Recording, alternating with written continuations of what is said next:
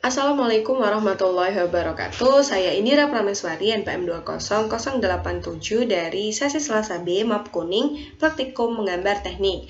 Kali ini saya akan menjelaskan langkah-langkah menggambar 3 dimensi menggunakan AutoCAD 2017. Nah, gambar yang saya buat tidak jauh dari modul sebelumnya, yaitu proyektor LED touchscreen ditambah speaker.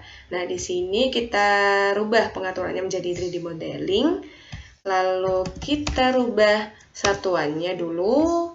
Nah, di sini menggunakan millimeter dengan presisinya 2 angka di belakang koma. Oke. Nah, lalu kita ke visualize. Viewport configuration kita bagi menjadi 2 vertikal. Nah, gunanya untuk apa sih? Nah, gunanya untuk mengetahui gambar secara 2 dimensi dan 3 dimensi. Nah, 2 dimensi di sebelah kiri menggunakan 2D wireframe. Nah, yang sebelah kanan 3 dimensi menggunakan konseptual. Nah, mula-mula kita gambar dulu dari bentuk dasar proyektor, yaitu kotak.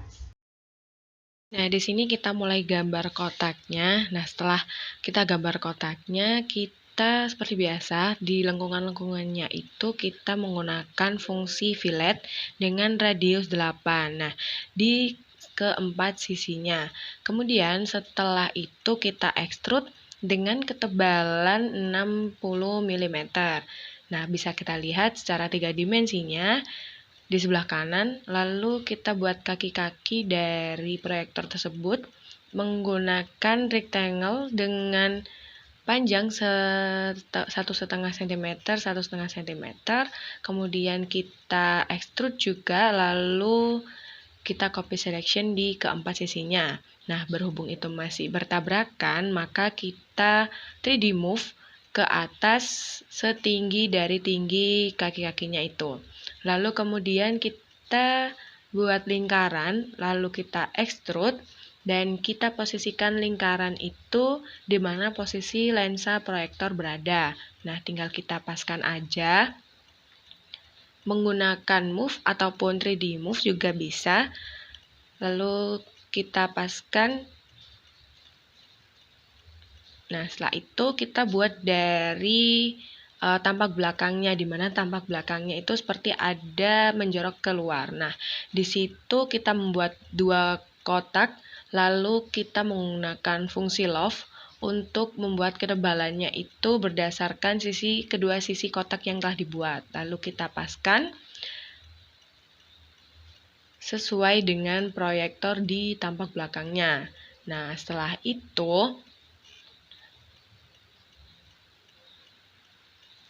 kita buat balok lagi atau box kotak untuk tempat USB port. USB port di bagian tampak belakangnya.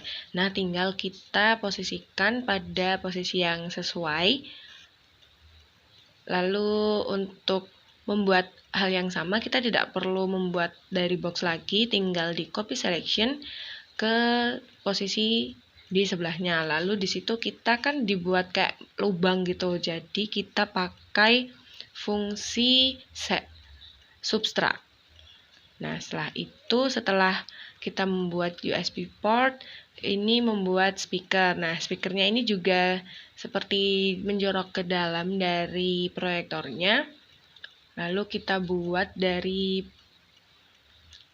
rectangle dulu, lalu di extrude. Nah, di sini tinggal kita letakkan sesuai dengan posisi yang ada, yaitu di tampak samping kanan.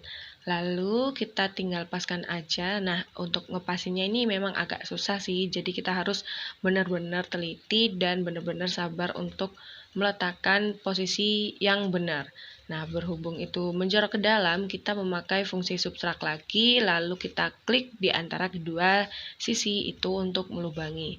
Nah, lalu dari tampak atas ini kita buat rectangle lagi untuk membuat layar LED touchscreen-nya. Lalu di extrude dan tinggal diposisikan sesuai dengan letak LED touchscreen. Nah, di layar lensa ini merupakan lingkaran dari seperti penutup.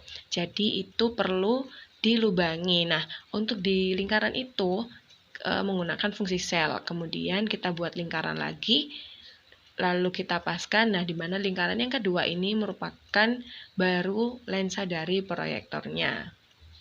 Setelah itu kita ke view ke material browser untuk mewarnai produk yang telah kita buat. Nah, sebelumnya dari 3D atau dari konseptual kita rubah ke realistik. Nah, kemudian kita tinggal mewarnai sesuai dengan produk yang kita inginkan, ingin diwarnai seperti apa. Nah, di situ juga ada seperti metal, plastik, kayu, dan lain-lain. Jadi tinggal kita sesuaikan dengan material ya dari produk kita. Nah, di situ material yang saya gunakan untuk material dasarnya yaitu plastik.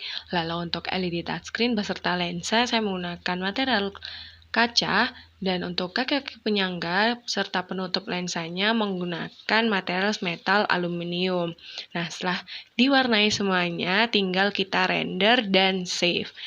Sekian dari saya, maaf apabila ada salah-salah kata. Wassalamualaikum warahmatullahi wabarakatuh.